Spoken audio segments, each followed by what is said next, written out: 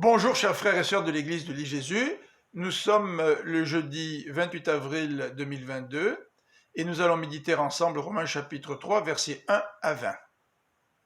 Me voici de retour à Rosemère après avoir enseigné le livre de l'Ecclésiaste à Parole de Vie Sherbrooke.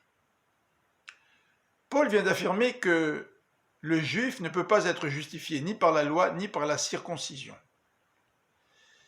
Et il comprend très bien les objections que ces derniers pourraient émettre. Quel est l'avantage d'être juif?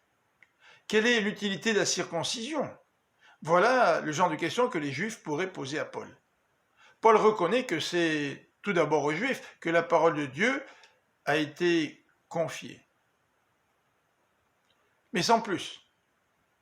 Les juifs pourraient poser aussi une autre question. Si les juifs sont infidèles et prouvent par là même que Dieu est juste, ne sont-ils pas justifiés tout de même? Et Paul va répondre en disant non, car ils sont responsables de leurs fautes et de leur rébellion. Ceci, même si Dieu peut transformer le mal en bien. Dans les versets 9 à 20, Paul va conclure toute cette section en disant « Tous ont péché ».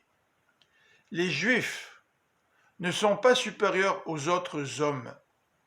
Les non-Juifs et les Juifs sont tous coupables devant Dieu. Dans les versets 10 à 12, Paul cite l'Ancien Testament.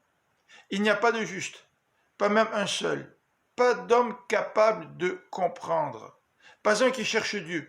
Ils sont tous égarés. Ils se sont tous corrompus, tous ensemble, juifs et non-juifs. Il n'y en a pas un qui fasse le bien. Non, pas même un seul.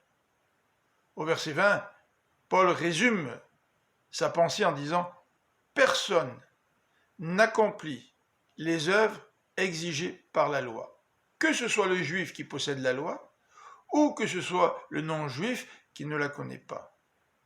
La loi donne seulement la connaissance du péché. » Je vous souhaite une bonne fin de journée, que le Seigneur vous bénisse. À demain.